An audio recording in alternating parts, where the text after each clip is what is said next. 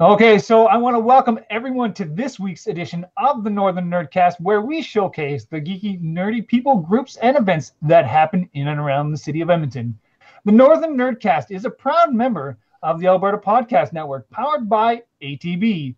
Please feel free to head on over to ATB, or AlbertaPodcastNetwork.com for a list of amazing Alberta-made podcasts. And right now we have a survey going on. We like to just encourage everyone to go tell them how much you guys really enjoy the show and all the other shows on the network. So go on over to AlbertaPodcastNetwork.com and follow the links right there for that survey.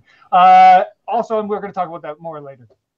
We also would like to encourage everyone out there that if you like this episode, to share it with all your friends on social media. This way, we are able to help grow the community here in Edmonton and keep everyone up to date with the latest news and information regarding the geeky and nerdy people, groups, and events that happen in and around the city.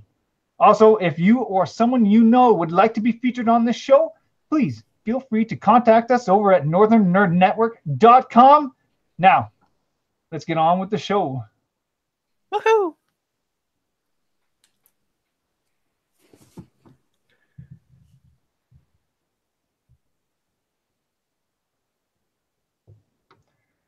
All right, so welcome back once again to another edition of the Nerdcast. My name is Dan Chelsea, and on today's edition of the Nerdcast, yes, we have none other than the greatest co-hostess to ever be here ever on the show. That is Chelsea Thompson. Say hello. Man, I love the introductions you give me so much. It's just like this lovely little ego boost every Sunday evening. I'm like, oh. All right, and also on today's edition of the Nerdcast, we are welcoming to the third chair, our rotating chair, Darren Steele. Say hello. Hello, everybody. Thanks so much for having me on. Well, we're so excited to have you on. We're going to be talking a lot about your guys' podcast a little bit later on in our show. But first off, we like to start off every show that we have by, getting right down to the soul of each of the people that we have on this show by asking them what they have on their geek shelf. So, Darren, what do you have on your geek shelf? Yeah, okay, I got this thing. You asked me to bring you something, and this is, so my geek shelf, first of all, it always looks like a tornado has gone through it. Because there's notes, there's projector sheets, there's graph paper. It's a disaster. My wife has been begging me to put it in a cabinet that I can put a cover over so that she can hide it when people come over. But on top of all that, on the shelf above where I'm technically not allowed to keep my geek stuff is this here. This is a 1990 6-inch tall pure lead Grenadier miniatures, colossal scales, what they call it, colossal lords, frost giant miniature. Ooh. As you can see, primed in white. And this is, as it is white, this is my Moby Dick of miniatures. It has been sitting on my shelf staring at me for so very, very long. And it has become so precious to me since I found it at a garage sale in 1997 in my hick hometown where nobody ever collected miniatures ever. And I keep painting miniatures and I keep developing my hobby and I keep thinking someday my skills are going to be good enough that I'm going to tackle that frost giant. And here he is still looking at me. So I thought this was a great opportunity to bring him out and show him out to the world. So at least the world can know that I have this Moby Dick. Maybe that will inspire me to take the next step and slap some actual color on this guy. But he's... So here's the new challenge then. We're going to have you back on the show at some point. And at which point... We'll get you'll have to show a progress report. Yeah. How many years do you want to have me on once a year to look at a white primed 6-inch tall frost giant? But Darren, this is the good thing about paint. If you slap a little on there and you don't like it, you can always paint over it. Oh, that's happened. That's happened. I have started this guy and stripped him 3 times already. The very beginning miniature painter, I learned about, thinning a thing and getting a wash and then thickening something and getting a dry brush. And I tried it all on him and it just doesn't look It doesn't look like the Games Workshop box cover, so it all comes off. Now I've gone on to learning some layering and shading and had a couple of cracks at that, and I pull it all off. I'm starting to work on some wet blending type techniques, and I'm starting to feel like maybe these are the techniques that are going to allow me to do what's required. It's to really geek out here for a moment. It's a really complicated miniature because it is so large and there's so many really smooth pieces on it. When you're working in really small scale, especially stuff that's got a lot of texture on it, dry brushing and washing can take you so far. These fairly beginner techniques that can come out looking fantastic.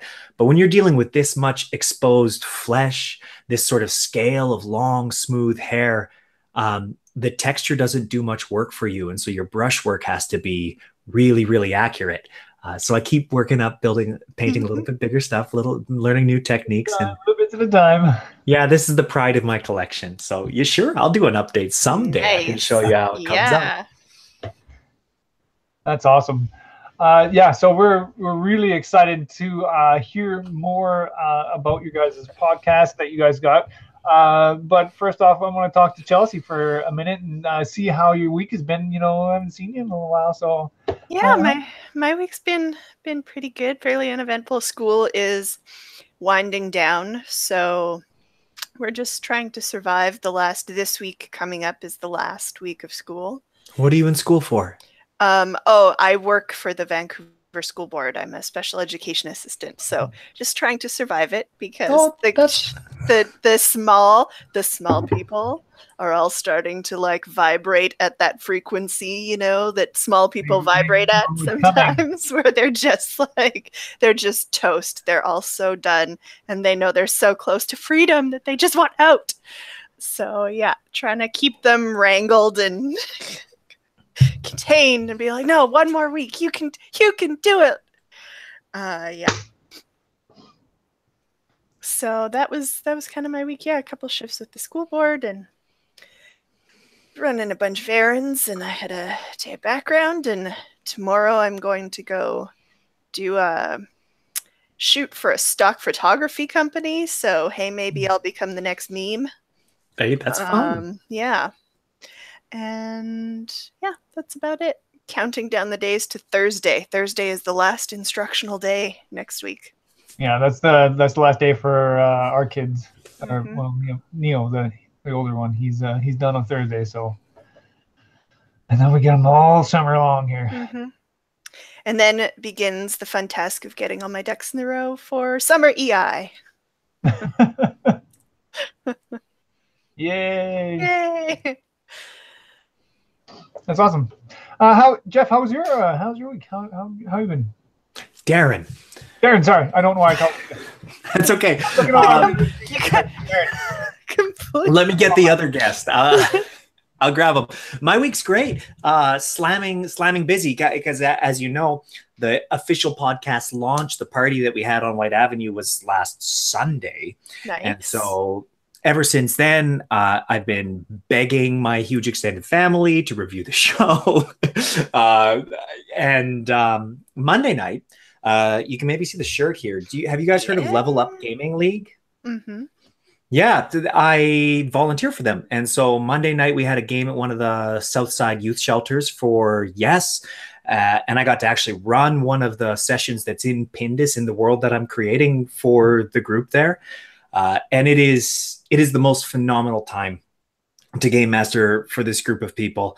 On the face of it, it sounds like the most giving possible thing. I was totally enthralled with the idea when I first heard of Level Up Gaming League, of taking Dungeons and Dragons into youth shelters, working with at-risk youth, developing character, building social skills, empathy, etc. What a great positive force in the world. And then I've been volunteering for them, and all that's there and all that's great. But the most amazing thing is how simple it is, because all these kids are so hungry to play, to use their imaginations. They're such a dream group. I thought I might be, managing really crazy, difficult behaviors at a tables. And these youth are some of the most excited and imaginative and committed players you can find. So I got to do good deeds, volunteering, but also just play with a total dream group on Monday night. Nice. That's awesome. Yeah. For myself, I guess I got a few more new toys here in the basement. I don't want to talk about too much of what's going on down here right now because I got a few things I want to do over the next little while. But we do have hatching plans and scheming schemes and whatnot. We do. So I got a few things in the works that we're just kind of getting the last little bit kind of ironed out, and maybe I'll have an announcement here in the next little bit, and it'll be awesome and exciting. Oh, what a tease! Yep. A hint. Give us a hint. Does it start with a B? You were close. No.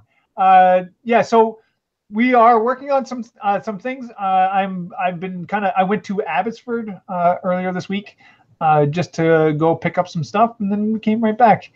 So it was 12 hours or 11 and a half, I guess, or 12. I think it was 12 to get down there. And then we made the trip all the way back the next day. We stayed at this beautiful house, though. Like I went down with my pastor, and we packed up the van and we went to go get some staging from church down in Abbotsford there. And while we were there, we stayed at someone's house there. I think it's his aunt and uncle's. But they had this beautiful house up on the side of the mountain, and it had this amazing view over top of like this incredible landscape. It was just breathtaking, and we got to sit in the hot tub. It was amazing, and it was a great time. And then we had to come home the very next day and spend another 11 and a half hours in a van. Dang, that does sound good. I've done that.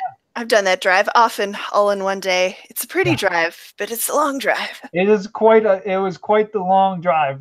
It was worth it. I quite enjoyed it. It was definitely long. Everyone is calling themselves Jeff in the chat room right now. Just Jeffs, all the Jeffs together. Jeffs rise up. Today, everyone is Jeff, apparently, according to Aaron.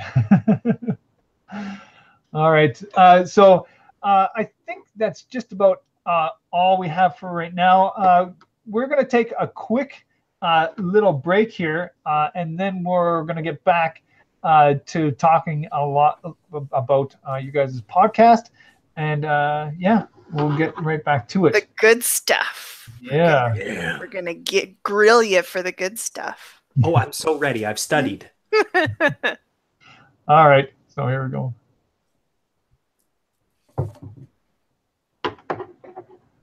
Okay, so this edition of the Nerdcast is brought to you by Yes Painting. Yes Painting is a new kind of painting company, one that has changed and molded the traditional student painting model by training and employing Edmonton's youth experiencing difficult realities. Yes Painting provides high-quality interior and exterior residential painting with the added benefit of supporting youth empowerment and support services, or Yes. And they donate 50% of their annual profits directly to Yes, so that they can guarantee the work they're doing will have a direct impact not only on the youth who work with them, but all the countless others who receive support from Yes in some way. In 2017, Yes empowered 650 youths and are dedicated to seeing that number grow in the years to come. By choosing Yes Painting, you can help make that goal a reality. So go on over to yespainting.com, or just down in the link below of this video, or in our show notes. You guys can find it there. So go check that out, yespainting.com.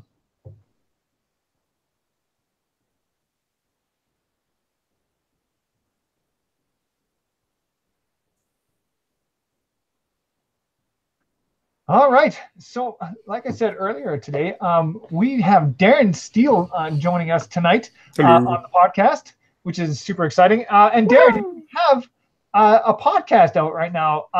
It's called Shadows of Pindus. That's right. Shadows of Pindus, the podcast interview about the podcast. Get meta here. No. So what is Shadows of Pindus? Yeah, sure. It's on the front, it's something that everybody's very familiar with. And I know you've interviewed lots of people who are doing stuff like this. It's a role-playing game, actual play podcast. This one uses Dungeons & Dragons 5th edition. And so all that sounds like there's a million of them out there. And this is different. This is really different. First of all, it's a one-on-one. It's what I call a duet. It's one game master, one player, kind of head-to-head crafting this story. And it comes across very differently than a big group podcast. I've always loved sort of radio theater. The best group podcasts out there, one of my favorite is God's Fall. You might be familiar with it. Come across as really great sort of ensemble radio plays. Going into the one-on-one form gives a lot more time to really dive into a single character's psychology, and it comes across as less of a radio play and more of an audio novel, getting to really follow that character, and gives me as the game master tons of opportunities to put challenges and dilemmas that are really specifically targeted to make life really hard for that character. I love the look of glee on your face as you so eloquently say how much you love screwing with the other player. Well, absolutely. It's such a terrific form to create intense drama. Mm-hmm. You think the other part of it is that when there's a large group of people at the table, even in your own games, they don't even have to be recorded. When you toss out a joke, if there's 5 other people at the table, 6 other people at the table, you're going to get those laughs. You're going to get that feedback, which can really build into, I'm going to use the word mugging, which sounds like a negative word. And I don't mean it, because I love comedy Dungeons & Dragons podcasts, and I love the sort of fun energy that happens at the table. I really desire that in my home games. But when there's a group, I think it often lends itself towards really having a good time, getting into beer and pretzels mode, making jokes, making silly decisions. And the one-on-one form, you don't have that audience to hear them laughing as you go, and you really get an opportunity to dive into the dark places, which is part of where the name comes from, the Shadows of Pindus. This podcast gets to explore characters through the lens of Dungeons & Dragons 5th edition, but really gets to touch in on what hurts for them, what their challenges are, what makes it difficult. And so the other thing that is unique about the podcast, other than the one-on-one form, is that it's tightly edited. I come from a theater background. I played D&D when I was very young, but I spent a lot of time in theater. And so when I approached wanting to create a podcast, I wanted to make something that was as compelling as possible for people to listen to, that moved really quickly, that progressed that character and progressed that story. So it's tightly edited, and it's musically scored. And that lends a whole different pacing of an actual play podcast compared to the majority of what's out there. Mm-hmm. I do have one comment in our chat tonight, and it's from Warren Mulvey. Hey, hi Warren. He says, I'm in a game that's DM'd by Darren, and he loves it when things go awry. Yeah, Warren's played a couple of characters. He's a life cleric for me right now, and they're all used to seeing me smile when life gets hard. That's what it is, Dungeons & Dragons role-playing games are such a broad form. You can use them to tell so many different stories, but drama and stakes are what make me want to come back to the table again. Mm-hmm. So seeing things go wrong is good for everybody. Well, and the really genuine question of how the hell are we going to solve this problem that just landed in our laps, right? What are we actually going to do about it? That's right. Yeah. That's right. That, and also one of the great things about a duet game is that there aren't really fail states in it. The character can die. Okay. There's one major fail state. That's more likely than in a group game. If the protagonist dies, you have to do something pretty extreme to continue the storyline. And there are a few ways you can do it, but But when you're dealing with dilemmas, hard decisions, what in a group game might seem like a fail state, just because it takes so much time to get people together, you really want to have some simplification of the plot so that you can feel like you have progress. In a one-on-one game, when the player screws up, fails to achieve their objective, you can still pile all that focus into, okay, what happens now? What does the world look like when the big bad isn't defeated? What are the ramifications? How does the home life change? How do your friendships change? And that's meat for drama that I really enjoy. Mm-hmm. So let's go back just a little bit, because I always like to ask people sort of this same kind of question, and you know, it's the funny thing is every time I ask this question, I always get a different answer. So I love to find out what really was the defining factor for you getting into D&D in the first place. Like, what was that moment like for you, like growing up, or did it come later on in life? What was that moment for you getting into D&D? I have been waiting so many years for somebody to ask me this question in a public forum. My experience of getting into Dungeons and Dragons, I was in library camp between grades 5 and 6. In my tiny little hometown, there were only 3 different elementary schools, but they were all in different parts of town. And so you went from grades 1 to 6 with the same group of people. But in library camp, I met a guy from one of the other elementary schools. His name was Paul, and we got to do a Robin Hood play together. And we hit it off. You know, we just kind of fell in love with each other. We were besties off the first day of library camp. And I remember grade 6 going on and just waiting and waiting and waiting till we got to junior high, when all the elementary schools come together and I would get to be rejoined with Paul again. And that came about. Grade 7 hit. I waited all this time to have my best friend in my school again. And this is where he introduced me to Dungeons and Dragons, AD&D 2nd edition. And we played it in the duet format. We played in his basement, one-on-one. My first character was a paladin. But when I say that we played D&D, it's like he had the books for sure. And we looked in the pictures and we saw the incredible beasts, but we never used a THAC0. We didn't have polyhedral dice. All we had were Yahtzee dice. So we somehow we did everything just with D6s. No matter how outrageous what you were trying to achieve was, the game master would tell you when to roll a dice. Paul would tell me when to roll a dice. And if I got a 6, I got it. I always had, what is that? A 18% chance of achieving something, no matter how ridiculous I did it.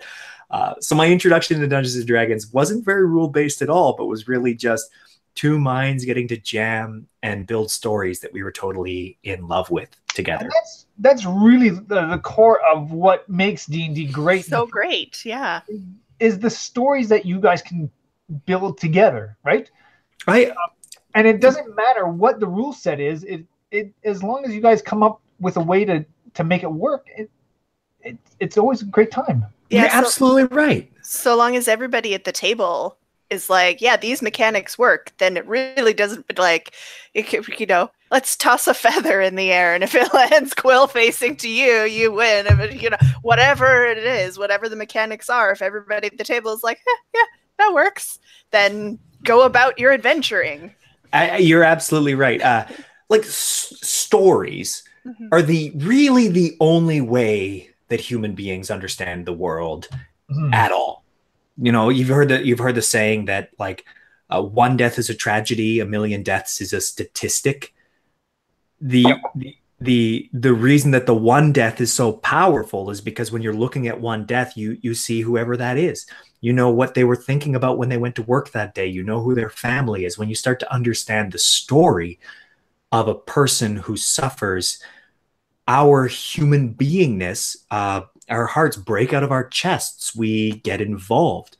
All the numbers in the world fail to have an effect until they are interpreted through a story.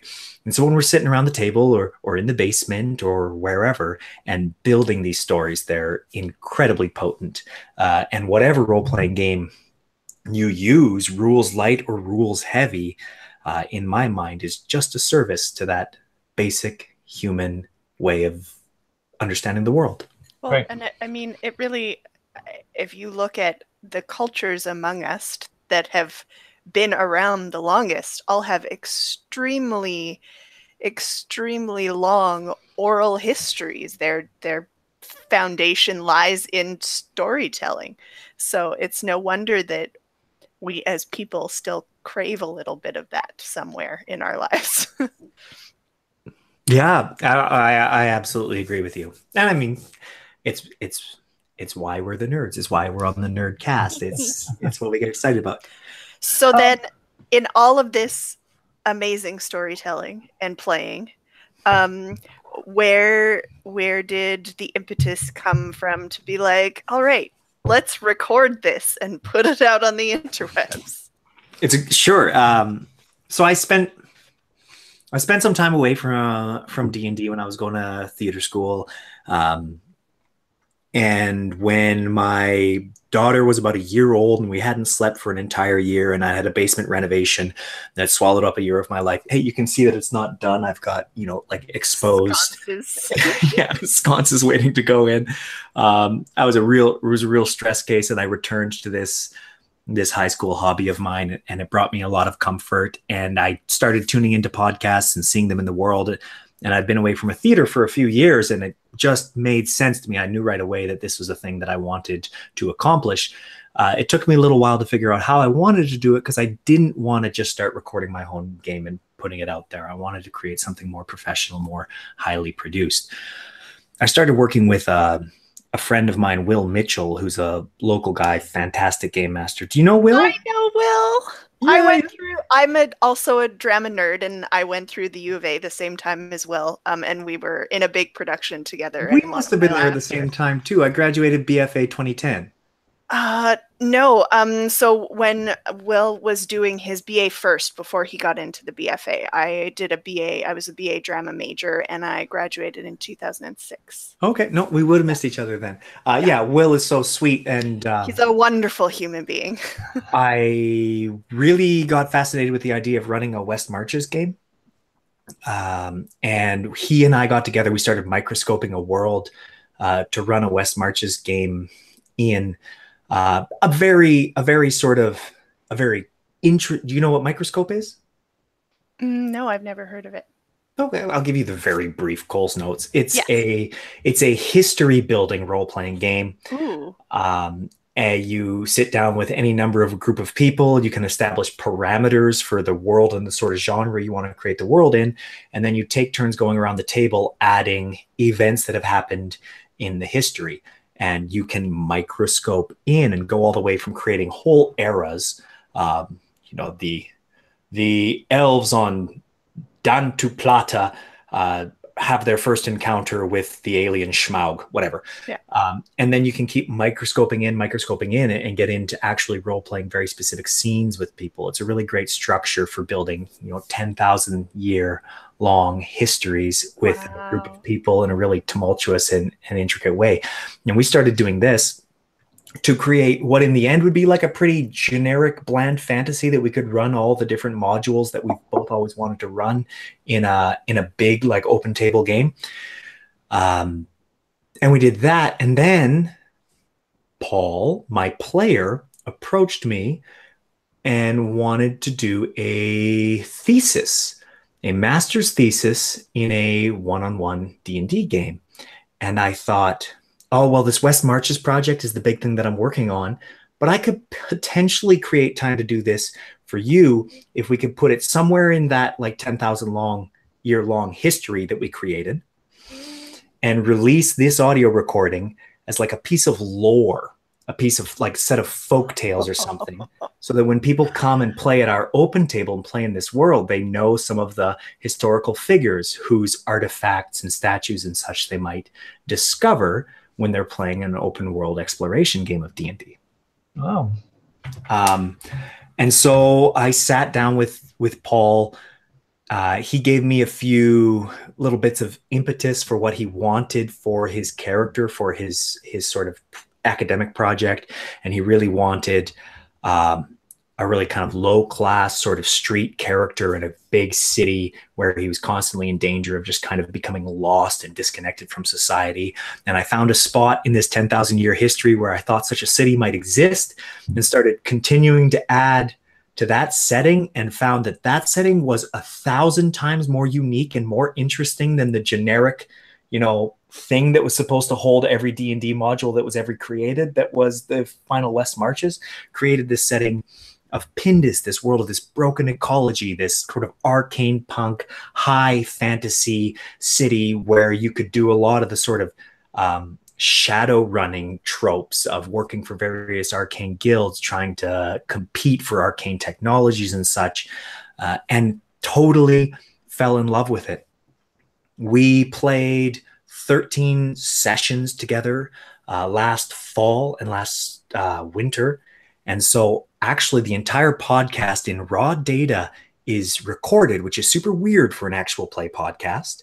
It kind of misses out on some of the immediacy that some podcasts have, where you can name NPCs in your podcast after supporters and stuff, but totally cranks up my ability to build narrative devices into it, to create foreshadowing, to use so many of the storytelling effects that are really satisfying for listeners. Nice. First of all, I'm just going to give a shout out to your friend Paul for turning D&D into a master's thesis. That is like, wow. That's amazing. Yeah. And I wish it is very, very cool. And I'm honored to have been invited into it. The sad thing is, or the thing that I don't actually know what his thesis is about. You only get the D&D bit right? of the picture. Right? Because I don't know, maybe his thesis is going to come out and it's going to be like a psychological analysis of me. I have no idea, because part of our process was I just needed to run the best game possible. Something engaging, compelling, and fun for him. Without too much. He specifically didn't want to give you too much backstory on what it was, because he didn't want it informing how you built the world, etc. That's right. He didn't want me, playing to his paper. He didn't want me to have my mind working on how to serve his project. He wanted to just play the game and do whatever research he was doing on that part of it. So someday I really hope that'll come out in a public way and I can share it. Or I hope that I get to read it first and decide if it's something that should be public and I want to share it. But it's all in the unknowable future, whether we'll get there. But in the meantime, I've got this whole story that I'm incredibly proud of. It's detailed, it's nuanced, it's intimate, it's complicated in a way that no group D&D game I've ever been a part of has been. And I'm working on episodes 4, 5, and 6 right now. And I got to say, they're going to be fantastic. It's really exciting. That's pretty awesome. Let me just ask you real quick here, because you say you have like this, acting and all this kind of stuff. What kind of role did D&D play in that growing up and becoming to that stage of your life? Like, did that to go into theater, to go into performing arts? Yeah. I think that I went to theater school because there was no such thing as D&D school. I went to theater school because it was more acceptable to my parents than telling them I wanted to be a full-time D&D'er, which in 2004 was something nobody had ever even heard of. Now it seems like it's an actual possible thing. I wouldn't have pursued these creative things if I hadn't had the tool set of Dungeons and Dragons as a kid to start exploring story and character. I was a real math head, real science kid, a bit of a sociopath. Didn't understand empathy, loner maybe. maybe a lot of the worst stereotypes of like a lonely white kid playing D&D in his basement with an incredibly small circle of totally homogenous friends. But D&D itself requires so much sort of curiosity and passion that I think it's fair to attribute taking the risk of trying out for that high school musical to the confidence I gained slinging stories at my parents' dinner table on Saturday nights. From there, I went to theater school for 6 years. It probably would have been a lot less expensive if I had just done a couple of years of therapy, but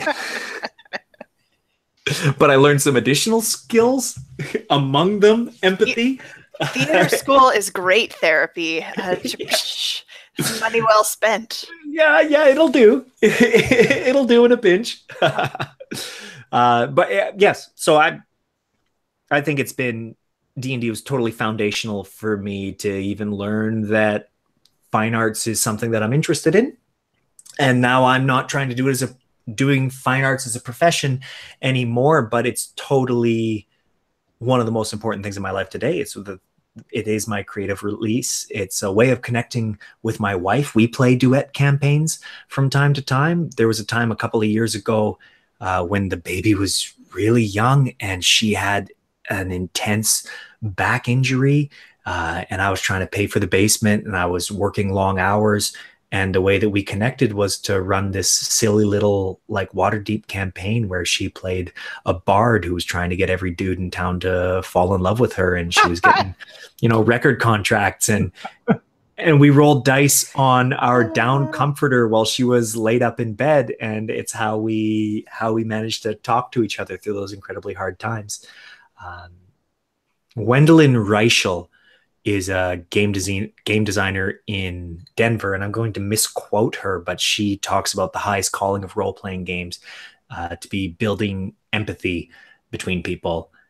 And I think that's absolutely true. I think that utilized intelligently, they're one of the best tools we have to do that. And it's one of the most urgent things to have more of in the world right now. Mm-hmm. I 100% agree with that exact statement. There's a guy out there, and we've had him on the podcast a couple of podcasts ago, Mark Schubert. Yeah. And he is bringing D&D for the kids of Edmonton, right? Like, and it's he's bringing it right into the schools, and he's got like this whole campaign going on. He's got an event that's happening on July 21st at Happy Harbor Comics that I would encourage everyone to go down. It's going to be happening around noon to go and check it out. I think it's going to be live streamed as well, so it's definitely something to go check out. And we may have something going on here, and just also, but we'll see what happens with this. But first off, so like to me, just some of the stories that I've heard from him, and we've had so many people who come on and talk about RPGs in such a passionate way, and we always get that sort of I find that feeling that you're right. Like, this is one of those ways that it's the building blocks of building empathy in people. Like, this is a really great way to connect with individuals, and it's amazing to see the various things that are happening. Like, you got your podcast now. It's amazing to me, out of anything, that you have made a podcast with D&D, and it's just two people, right? Sure. Yeah. That to me, like, I'm used to having a group of people, but you even said like your whole, like, so far everything that you've talked about so far has been you and someone else, and it's not really a big thing. It's always been one or two, and it just seems crazy to me that you can do a whole campaign with just two people. Well, Dan, if you're curious about how I do it, you can find an article describing just how some of the lessons I've learned in pursuing duet campaigns at shadowsofpindus.com. Excellent. That was a very nice slide into the plug there. We excellent transitions like that here at the Nerdcast. The one-on-one form is super cool. I encourage everybody to have a crack at it. It's weird. It's different. You got to do it with somebody that you trust, because it's way, way, way, way, way more intimate than a group game. But if there's somebody that you're close to out there whose imagination you're a little bit in love with, it's a really great way to pass some time and make something cool. Yeah, exactly. So let's hear where everyone can find you on the web, whatever. Like let's lay that all out for everyone. Yeah, sure. So there is that the podcast for the website. I also do some blogging on tabletop culture, inclusivity, vulnerability, and empathy in gaming at shadowsofpindus.com. Pindus is Pindus. You can find the podcast almost anywhere that you find podcasts. You just need to search for Shadows of Pindus. Right now, I have a contest to encourage reviews going on. There's a $100 gift certificate up for grabs to Apt to Game, which is a local Edmonton game store. But Fantastic place, you're right. And if you're tuning into this from out of city, it's good for their online store and everything as well. They ship all over Canada, North America, the world, if you're willing to pay the shipping. So there's a $100 gift certificate. Details for how to win it is on the website I mentioned. You need to listen, review, and enter for your chance to win that awesome gift certificate. And then Twitter, I'm fairly active on Twitter. You can find me at DSteeleGM. Steele is Steele, at DSteeleGM. Please follow me. I'm new to Twitter. I'll probably follow you. We can have conversations. You'll find out all the cool stuff that's happening. That's awesome. Nice. All right. Well, we're going to take a quick little break here. We're going to come back and we're going to talk a little bit about some of the events that are happening in and around the city. And we'll just do a little closeout. So stay tuned. And we'll be right back.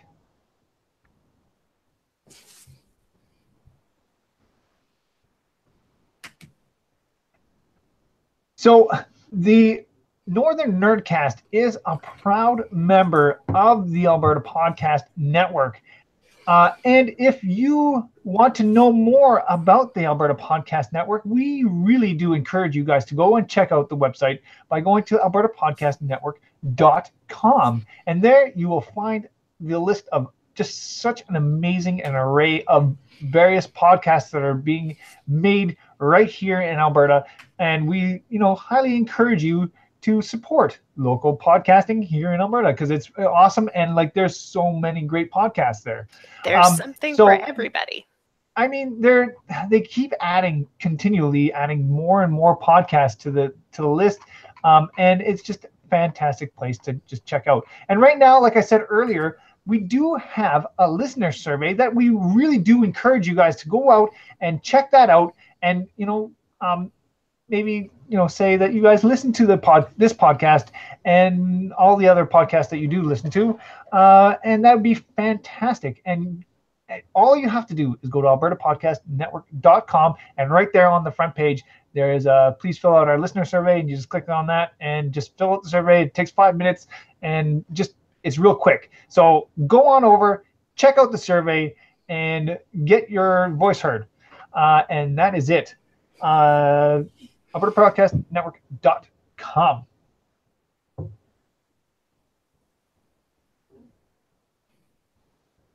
Okay, so we have a few events that are happening in the city here, and I'm going to try to just get through a lot of this really, really quick here. So please stick with me as I may mess a few things up. Hit us with it, Dan. Give it all to us. It is what it is. All right, so July 8th is the Escape St. Albert. Now, if you want to learn more about it, check out escapestalbert.ca. There are tickets available for this, and it is a citywide escape adventure that is happening in St. Albert. So I am really curious about this because it sounds really fun. So go and check that out. It's happening July 8th in St. Albert. and it's Escape St. Albert. So it's like St. Albert's in a big giant escape room. So go check that out. Moving on, we have July 9th, and it's Make Your First 3D Video Game. EIPS Next Step Continuing Education is putting this one on, and this is happening at 20 Festival Way, Sherwood Park. And if you want to, and this is happening July 9th to 13th, so if you want to, learn more about, what it takes to make video games and all that kind of stuff, this is a great sensational youth camp that's happening. And so tickets are at eipscontinuinged.ca. And that is that. Like I said earlier, on July 21st, we have a one-time D&D event that's going to be taking place at Happy Harbor Comics. Mark Schubert is going to be there, along with a whack of just everybody. There's I don't even know, like there's tons of people. Jeff, Nerd List, Kelly Frost from the Nerd List, so many others are going to be there, and they're going to be doing a live play right there at the store. It's going to be great. So go check that out, July 21st at noon. Go check that out. All right, on August 4th, we have an Edmonton Cosplay 5K fun run and walk, and this is happening in Rundle Park. This is happening through the running room, so go check out the running room. They'll have all the information on that website. Moving along, we have August 9th. I know this is quite a little bit of ways away, but it's coming. It's coming. August is coming, you guys. We're almost at the end of June here, and one more week and it'll be July. August isn't that far off. This is true. So Frank is coming up here, and I always love to mention this one because it's 4 days of nonstop gaming, and so this is happening out at the Leduc Recreation Center. And if you want more information or tickets, and that is at fragapalooza.com. And that is it for all the various events. If you have an event that you would like to be featured right here, please feel free to just send us an email, and we will get it up on the event calendar on wherever. We'll talk about it here on the show. Can I shout out a little event? Do it. Oh yeah, okay. Love shout outs. Yeah. If you're like me, you're into building the drama in your games, there is right now is happening the Free Will Shakespeare Festival in Hawrelak Park in Edmonton. And if you want an education in how to screw over characters and make life really hard, the Bard can show you how to do it.